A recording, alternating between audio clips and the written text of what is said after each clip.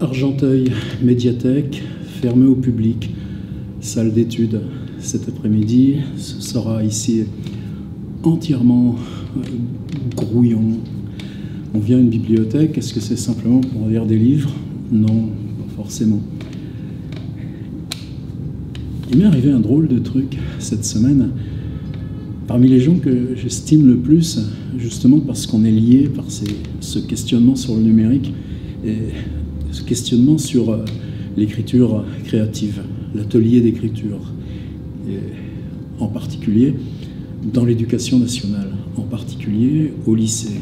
Argenteuil, c'est ce que je fais. Là, c'est les vacances scolaires, donc je ne suis pas au lycée Fernand Léger, mais dans le fond, là, il y a quelques personnes qui écrivent, dont des élèves de terminale qui sont venus alors qu'ils sont en vacances. On se dit, on prend la journée, on écrit. Et ces gens que je considère comme des proches, en particulier une, celle que vous allez la reconnaître de suite, qui a levé il y a 2 ans ce lièvre énorme que depuis 10 ans, au programme de terminale littéraire, il n'y avait jamais eu d'auteur femme. Alors vous pensez que la solidarité, la fraternité, et que dans quelques expériences d'atelier d'écriture que j'ai pu faire en lycée, on n'est jamais l'auteur et la classe. Il y a toujours un triangle. Il y a l'enseignant, l'équipe qui vous invite, parce que l'enseignant non plus, et il n'est pas seul. Et donc cette circulation, bien sûr que je la connais par cœur, que j'y suis vachement attaché. Et puis là, la discussion, c'était sur le bac français et le fait de supprimer le sujet d'invention. Phrase sur laquelle j'ai tiqué, alors que, évidemment, ça ne remet rien en cause de l'amitié et du partage d'armes ou du partage armé. Mon amie voyait ce qu'elle disait une atteinte aux petits écrivains, grands lecteurs. Je voulais juste réagir là-dessus. Petits écrivains, grands lecteurs, non. On va prendre le temps de faire un tout petit historique de ce sujet d'invention au bac français. Et comment on en a été dépossédé. Comment, pour moi, il s'agit là d'une transversale qui écarte de ce qu'on cherche avec l'écriture créative et pas quelque chose qui contribue. Le deuxième élément, c'est est-ce qu'on peut être petit écrivain? Est-ce que l'enjeu de l'écriture, quand on le fait directement dans les contradictions, dans tout ce qui frotte, dans l'obstacle même, est-ce que c'est pas là où justement quand on organise ces courts-circuits, là ils sont en train de se bagarrer avec l'été 80 de Marguerite Duras. Précisément, c'est pas la littérature tout entière qu'on fait avancer, et que notre tâche, ou l'enjeu majeur de l'atelier d'écriture, et probablement aussi la raison de l'hostilité qu'on continue d'éprouver dans les universités, c'est que précisément c'est la littérature entière qu'on pousse. Nous, notre job, et c'est pour ça que j'appelle que c'est un autre point important pour moi, comment c'est un travail par les textes auxquels on en appelle, par la bibliothèque qu'on construit et qui n'a jamais pénétré l'univers des programmes scolaires, par la nécessité de formation, formuler les enjeux et les pratiques de l'atelier d'écriture. Si on établit ce court-circuit, on est de plein pied. Et dans ce plein pied, c'est nous, notre tradition littéraire, qui tout d'un coup se rapproche du présent et qui trouve ses formes, parce que dans l'éclatement de ces formes, il y a aussi l'éclatement de l'auteur. L'auteur collectif est plus fort que l'auteur individuel. Je pense qu'il n'y a aucun de ceux qui, parmi nous, ont consacré un petit morceau de leur vie à ces questions d'atelier d'écriture qui ne puissent pas en être profondément convaincus. Et l'autre chose plus ambiguë, et je vais y aller doucement et sans en faire non plus un manifeste ou une proclamation. Est-ce qu'écrire n'est pas sa finalité en soi-même? Est-ce qu'on ne développe pas la question du langage pour ces enjeux directs d'interaction avec soi-même, d'interaction avec le monde, d'interaction avec la construction de communautés, et que sa constitution de mémoire, sa confrontation au savoir reste une affaire de langage, la littérature étant une définition en permanence rétrospective. Sévigné écrit 100 livres, les oraisons de Bossuet ne sont pas considérés, ou les mémoires de Saint-Simon ne sont pas a priori des documents littéraires. Le paradoxe de l'enseignement, c'est d'avoir toujours à s'en appuyer pour définir ce sur quoi il met les pieds et avec quoi il avance. En atelier d'écriture, le Goncourt des lycéens ne m'intéresse pas. C'est apprendre aux élèves à venir s'incliner devant la production marchande. Ça n'empêche pas que la production marchande puisse être belle, sensible, et ça n'empêche pas que la confrontation aux œuvres, le discours sur les œuvres, l'immersion dans la lecture puisse être éminemment favorable, mais la lecture se déplace. La lecture, c'est notre confrontation au signe, notre confrontation à la parole, notre confrontation à la voix haute, à l'énonciation, affaire multiple de langage et pas affaire de consommation d'objets marchands qui s'appellent livres.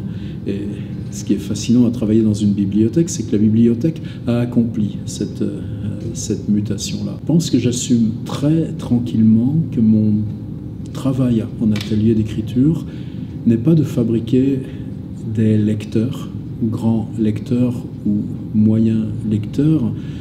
Mon travail est de continuer à rehausser pratiquement, symboliquement, l'usage autoréflexif du langage et l'implication corporelle, intellectuelle, esthétique dans la convocation du langage, ou des langages dans la diversité plurielle où chacun en est par la somme de ses interactions intérieures ou extérieures.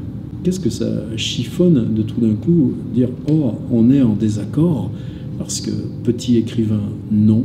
Pour moi, il n'y a jamais eu de petits écrivains dans cette question. Et découvrir que précisément, quand on me dit « amener à être grand lecteur », ça me ramène très très brutalement à la période où on nous disait « Faites donc vos ateliers d'écriture dans les lieux difficiles, ils casseront moins de voitures. » Quelque chose là, évidemment, était faussé dans la commande sociale.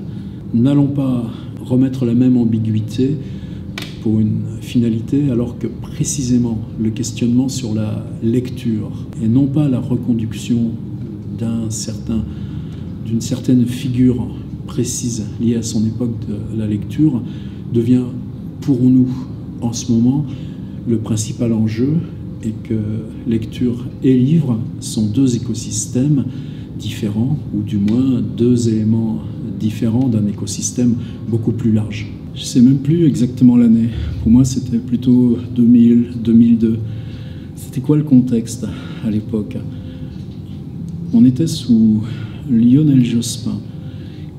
C'était la deuxième fois que le ministère de la Culture et le ministère de l'Éducation nationale ont été rassemblés. Donc c'était un cabinet dirigé par Jack Lang. C'est dans ce cadre-là que des commissions avaient été créées pour qu'on puisse commencer à intervenir artistiquement en collège, lycée, en tout cas tout ce qui relève de l'éducation nationale. Dans les personnalités fortes qui se sont impliquées à ce moment-là, je pense surtout à Alain Viala.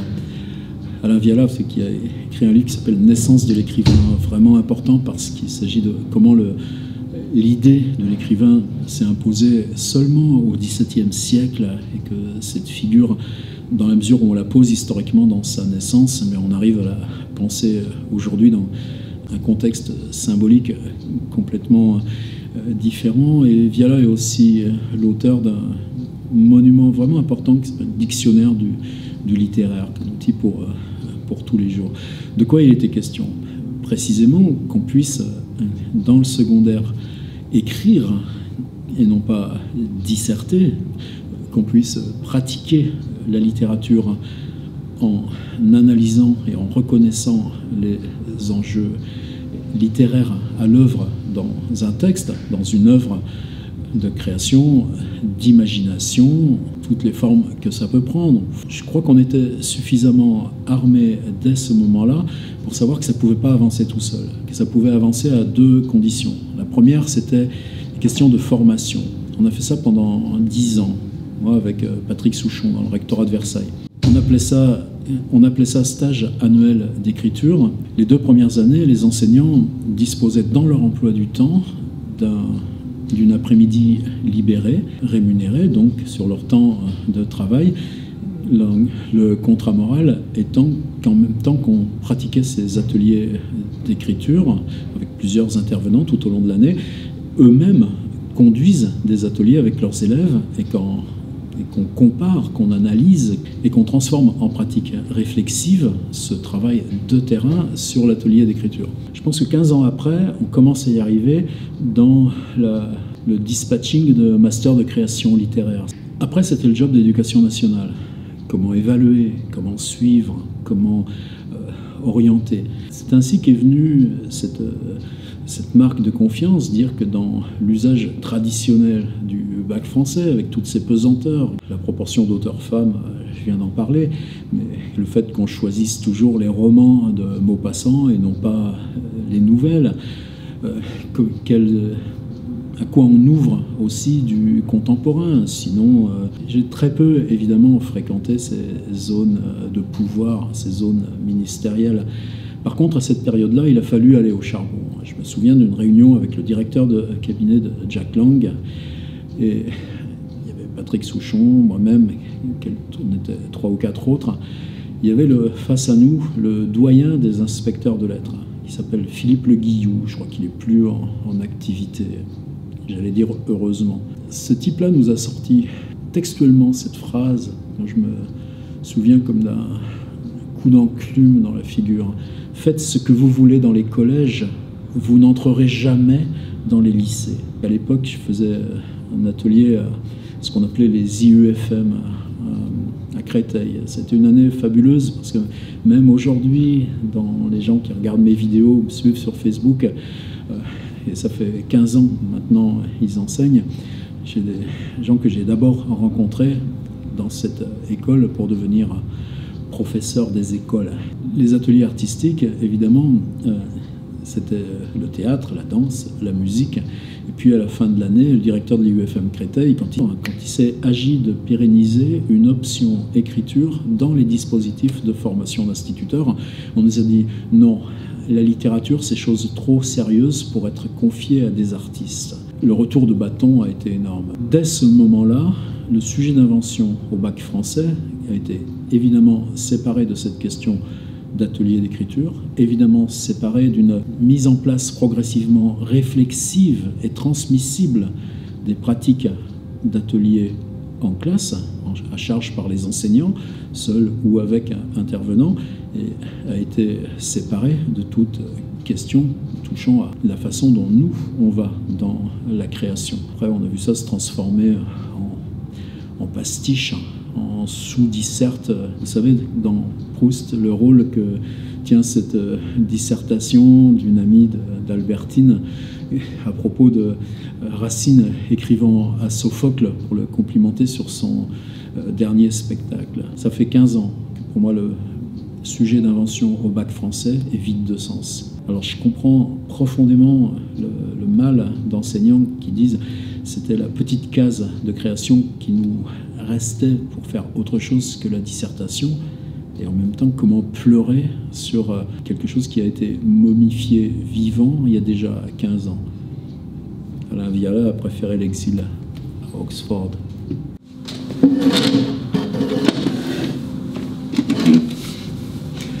Formé à l'atelier d'écriture, est-ce que c'est prétentieux? Comment nos pratiques de terrain, ce qu'on en déplace à chaque fois qu'on essaye, qu'est-ce qui nous différencie? Sinon que simplement sur une même proposition, d'avoir pu l'essayer plusieurs fois avec plusieurs types de publics. Pour moi, ça remonte quasiment dès le début, avoir eu la chance de pouvoir pratiquer ce qu'on fait avec nos élèves ou un public civil, prison, cité, ce qu'on a pu essayer, ou situations particulières comme l'illettrisme. À quoi on se forme? Tout simplement qu'écrire nous concerne tous. La littérature est faite par tous, non par un. De Lautréamont, comment on a toujours à revenir à ça et à apprendre que si on écrit pour soi, la seule base un petit peu viable pour mener des ateliers d'écriture, c'est dire je propose ça parce que pour moi, les questions qui se jouent là sont celles-ci. Être capable de formuler en quoi ces questions sont vivantes pour moi, et à ce moment-là, la proposition pourra se partager. Il n'en reste pas moins que, quelle que soit la diversité d'approches, les figures d'auteurs qu'on peut faire exister, les figures de transmission, les figures de subversion. Qu'est-ce qui fait qu'un Antonin Artaud écrit comme ça dans ce moment précis? Qu'est-ce qui fait qu'un Georges Perec écrit comme ça dans ce moment précis? Qu'est-ce qui fait qu'une Nathalie Sarraute, de ses 60 à ses 92 ans, se concentre sur l'utilisation de l'oralité dans la narration? Là est notre part de transmission. Mais une transmission qui ne s'établit pas sur le livre, qui s'établit sur la figure de l'auteur, sur une invention des formes de langage.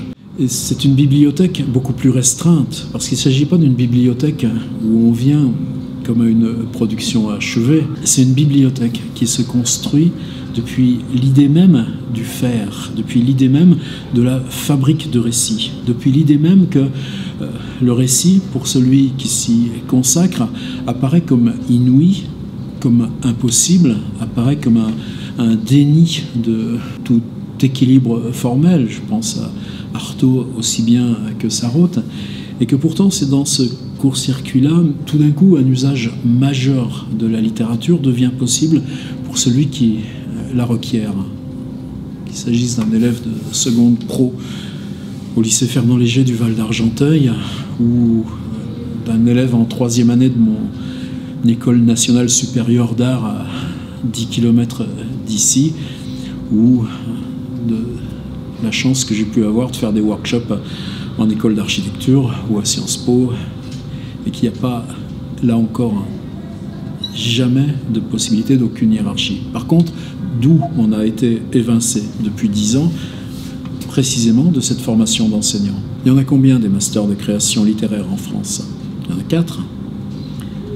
Et combien de facs de lettres qui ne tolèrent encore pas l'idée d'atelier d'écriture et qui, elles, vont nous resservir à chaque fois ce même verbiage?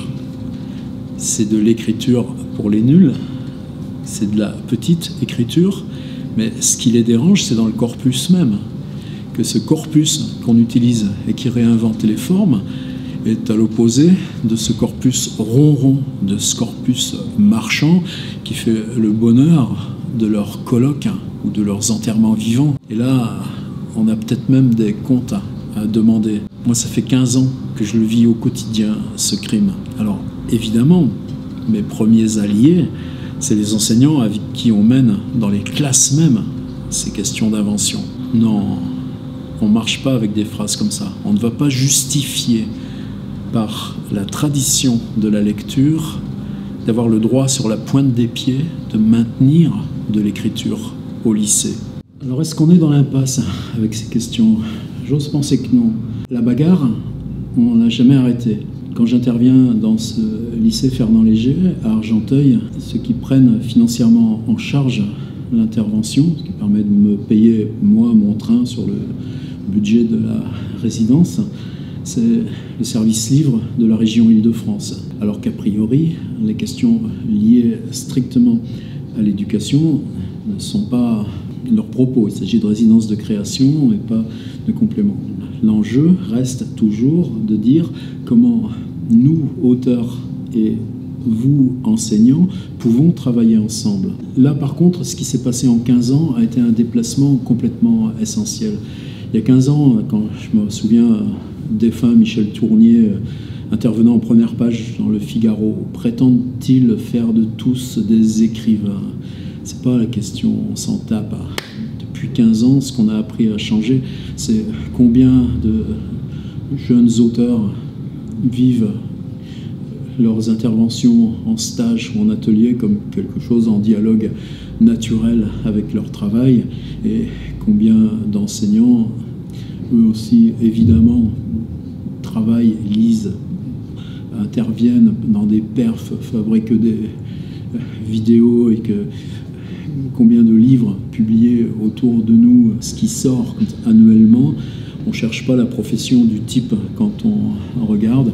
On peut être complètement saltimbanque. Je suis très fier aussi qu'il y ait plein d'étudiants et étudiantes issus des écoles d'art qui arrivent comme ça 5 ou 6 ans après leurs écoles à la publication. Mais il y a aussi énormément d'enseignants, énormément de bibliothécaires. C'est un domaine qu'on a réussi à complètement ouvrir. Justement, ça respire. Par contre, il y a une spécificité de comment on peut penser globalement les paramètres qu'on met en travail dans la création littéraire en général et l'atelier d'écriture plus particulièrement. Il y a des questions touchant à la question de genre et non pas à la fin des genres, mais à leur rôle ou la minoration de leur rôle. Est-ce qu'on structure comme aux US en poésie, narration, art performatif, ou on travaille comme moi je préfère le faire sur des paramètres qui peuvent être le monologue, le dialogue, le réel, l'image, ou la dynamique narrative ou la cinétique, et puis qu'en fonction de la diversité des écritures, on essaye de mettre en lien, en tout cas moi c'est ce qui me meut, la singularité de l'écriture qui nous est proposée à ce moment-là, avec des singularité arbitraire dans les bibliothèques générales, et prendre confiance et prendre conscience soi-même de la singularité de forme qu'on avance, mon rôle étant, même si moi je ne suis pas poète, de pouvoir accompagner une écriture poétique ou performative avant de passer le relais le moment venu. Tant qu'on avance, peut-être même boucler sur une autre perspective. Petits écrivains, grands lecteurs. Lecteurs, on l'est tous. Dans nos pratiques de lecture de l'image, lecture de la réalité sociale, lecture des flux rapides d'informations sur Internet. Globalement, le processus de réception, analyse, concentration, déconstruction, refabrication mentale et renvoi, nos outils, on les connaît. Pour moi, c'est le livre « Invention et imagination » de Gilbert Simondon, qui pourrait peut-être l'incarner le mieux. Deleuze n'est jamais loin non plus dans ces processus-là. Mais lecture qui, de toute façon, s'ouvre à cette pluralité de ce que nous recevons et de comment nous orientons ce que nous pouvons percevoir et recevoir, que ce soit dans l'information, que ce soit dans les flux esthétiques, aller à la rencontre, construire la rencontre. Ça, les enseignants, ils savent bien où on emmène les classes, comment on les emmène, qu'est-ce qu'on leur propose à voir, à décrypter. Et que ce décryptage, ce fonctionnement-là, ce qu'il implique de retour sur soi, d'appel à la communauté dans le silence de soi. Je dis « c'est beau » devant une toile. Évidemment, au plus haut dans le livre, en tout cas aussi haut que les autres, mais j'ai l'impression que la tâche en ce moment, elle est dans ce pas seulement, elle est dans ce lien comme ça, que dans l'histoire de la littérature, ça s'est toujours basé sur l'intersection la plus précise et la plus privée du lire-écrire, là où le lire-écrire est le plus personnel. Si aujourd'hui, ce lire-écrire est dans ces petits machins-là, y compris dans le fétichisme de l'objet, en tout cas quand on est en lycée avec eux, que cette question de la lecture, dans sa globalisation, dans sa mémoire, dans ce à quoi ou ce vers quoi elle revient, est-ce qu'on peut retrouver Gilgamesh ou Dante avec ça? Même là, on a des pistes. Réouvrir la question de la lecture, là où sont nos usages de l'extérieur du monde et du retour à soi par la confrontation à l'extérieur. Mais c'est bien la charge qu'avaient au XIXe siècle des livres comme Le Rouge et le Noir, ou Madame Bovary, ou Les Illusions perdues. Pour Le Rouge et le Noir, il ne s'agit pas de roman, mais de mœurs. Et Madame Bovary, ça ne s'appelait pas roman, ça s'appelait Mœurs de province. Je radote un peu sur cette question. Mais la preuve, elle est toujours vivante. Prenons garde à ne pas transformer cette relation-là là où la notion même de lecture est en train d'évoluer, de basculer, de changer, à le replier sur la question de l'intérieur du livre. C'est presque une mise en garde. Maintenant, cette question du petits écrivains, grands lecteurs. Écrivain, je crois l'être. Ça fait 35 ans que j'ai publié mon premier livre, et ça fait seulement 5 ans, depuis mes 60 ans, que je suis salarié, partiellement, en tout cas que j'exerce un métier à côté de celui de mes activités artistiques, et c'est ambigu puisqu'il s'agit d'enseigner l'écriture dans une école d'art. Moi, je me bagarre plutôt pour que sur 42 écoles d'art, ce serait bien qu'on ne soit pas que 3 titulaires d'un poste à cet effet. La question, c'est que ce qui bouge, ce qui vit, ce à quoi on fait appel le plus dans nos politiques de court-circuit, c'est pas les grosses machines éditoriales, c'est pas les prix Goncourt des lycéens. Ça nous sert jamais à rien pour faire écrire les élèves. Ça nous sert à rien, ça ne nous sert à rien pour qu'ils puissent décrypter le monde immédiat qui les environne. Ce qui compte pour nous, c'est précisément cette diversité du petit. C'est ce fait, pour moi, fondamental, dans le statut aussi de l'auteur, dans ce qu'on peut partager, y compris là, comme ça, dans une bibliothèque, quelque part dans un nœud puissant de la ville, mais un nœud complètement excentré des zones symboliques, comme ici, la médiathèque d'Argenteuil. Comment on inscrit le contemporain, comment on est contemporain dans nos partages de la langue, là, précisément, on affronte au plus près toutes les contradictions du monde. La notion de petit écrivain, non. Dans cette multiplication de l'infini des démarches de proximité, texte écrit et qu'on lit à voix haute juste là, dans la bibliothèque, il y a peut-être de plus grands enjeux. En tout cas, non seulement c'est ce qui me fonde, mais c'est ce qui me fonde encore et toujours à travailler avec des enseignants.